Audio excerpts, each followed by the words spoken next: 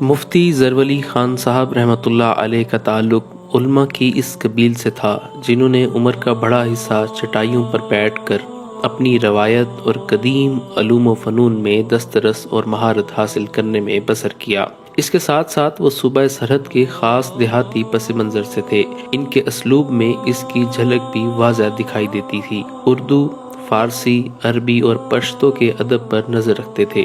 حدیث کے علمی مسائل، فقہی اختلافات کے دلائل اور اکابر کی تاریخ پر ان کی گہری نظر تھی۔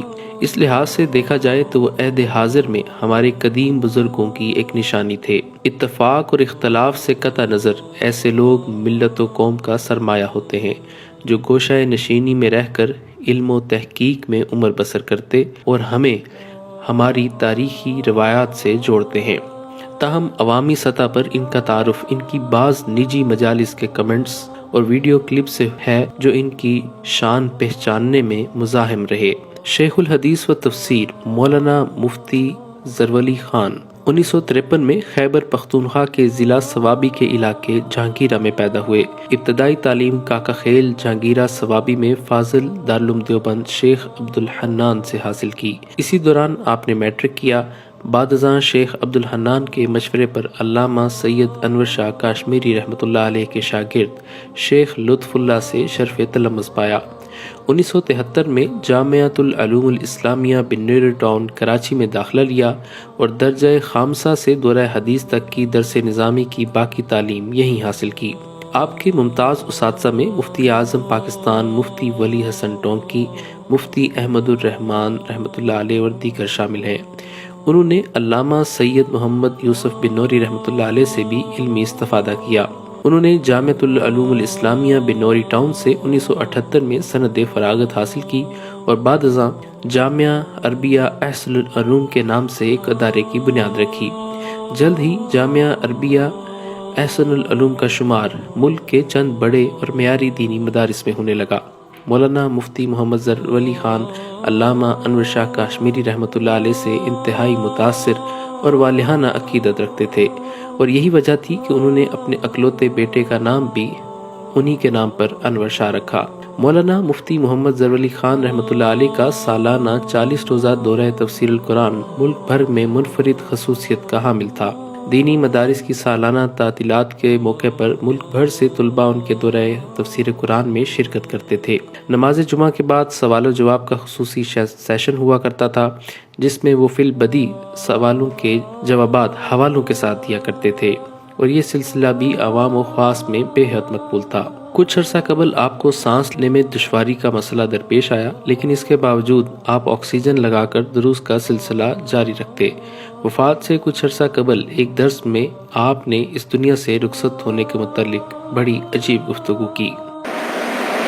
میں نے انور شاہ کو کہا، انور شاہ وقت کم ہے، میری روانگی ہے، سفر طویل ہے،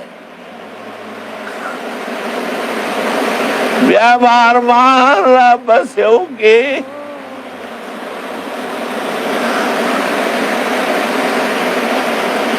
بیا بجان را بس گورے نہ بھیم، ارمان کرو گے جان ڈھونڈو گے پھر ملے گا نہیں آپ۔ گزشتہ دنوں طبیعت بگڑنے پر ایک بار پھر مقامی ہسپتال میں آپ زیر علاج تھے لیکن پھر دل کا دورہ پڑنے کے سبب آپ 67 سال کی عمر میں اس دار فانی سے کوچ کر گئے۔ آپ کا نماز جنازہ آپ ہی کے ادارے جامعہ احسن العلوم کراچی میں ادا کیا گیا جس میں لوگوں کی ایک بہت بڑی تعداد شریک ہوئی۔ جامعہ کے اندر اور باہر میدان میں عوام کا ایک جمع غفیر موجود تھا جو مفتی ظرف علی خان رحمۃ اللہ علیہ کی نماز جنازہ کی ادائیگی کے لیے کراچی سمیت ملک بھر سے وہاں پہنچا تھا۔ آپ کی نماز جنازہ میں عوام اور خواص دونوں نے شرکت کی۔ نماز جنازہ میں JUI سندھ کے رہنما علامہ راشد محمود سمرو، جماعت اسلامی کے حافظ نعیم الرحمان، مولانا اورنگزیب فاروقی سمیت جامعہ بنوریہ کے محتمم مفتی نعمان نعیم اور دیگر دینی مدارس کے علماء، طلباء اور عوام کی بڑی تعداد نے شرکت کی۔ آپ کی وفات پر علماء کرام نے تعزیتی پیغامات جاری کیے۔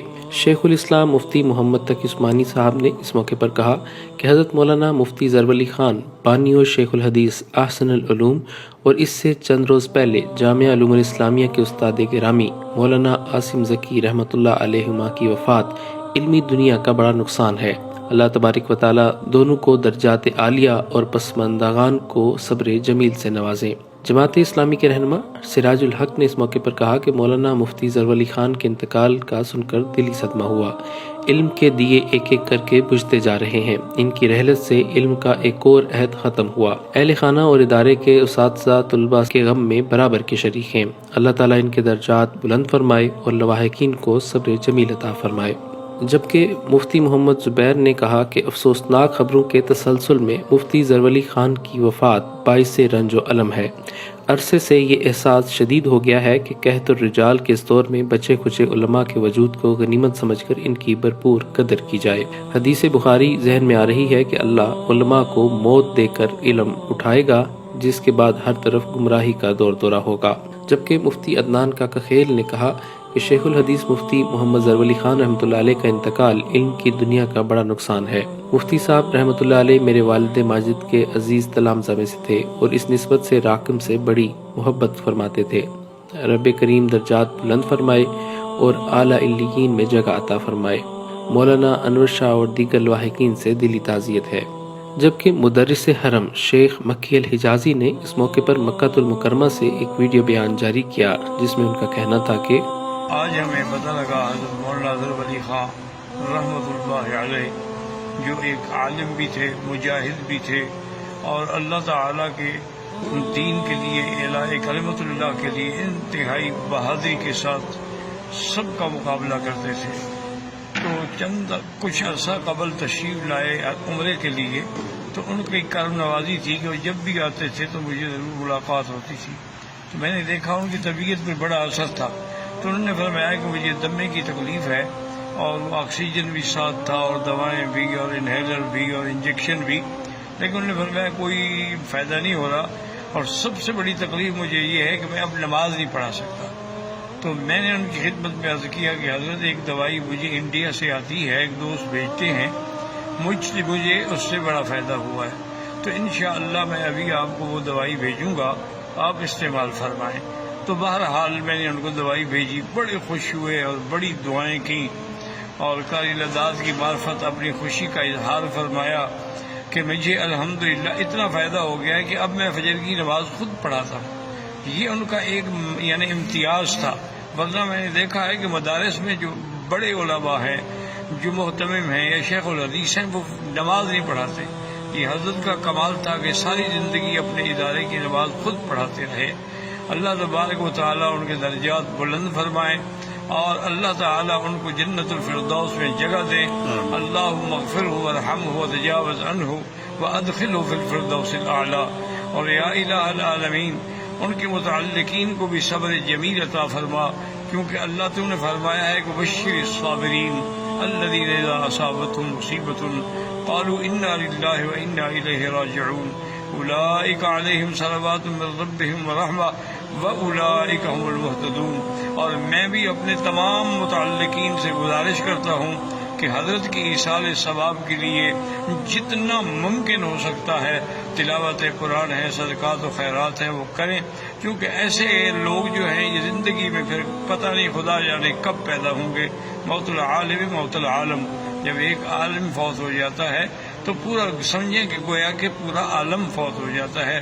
یہی وہ لوگ ہیں جن کی وجہ سے اللہ کے عذاب سے ہم بچے ہوئے ہیں۔ تو اللہ تعالیٰ ان کی مغفرت فرمائے اور ان کے پسماندگان کو صبر جمیل عطا فرمائے۔ میں محمد مکی حجازی فقیر حرم سرزمین حرم سے مکہ مکرمہ سے یہ باتیں کر رہا ہوں، اللہ قبول فرمائے۔